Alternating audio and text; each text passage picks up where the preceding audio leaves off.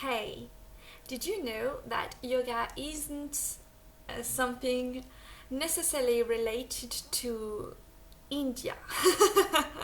Yoga isn't related to any cultural or country in its ultimate form, in what it is teaching, right? In what it is guiding you, what it is pointing to, what it allows, and what it allows to open in yourself.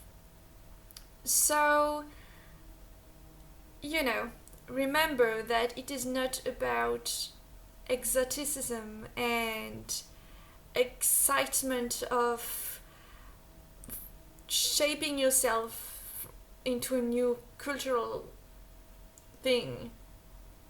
Remember why are you interested in the first place to into yoga, right?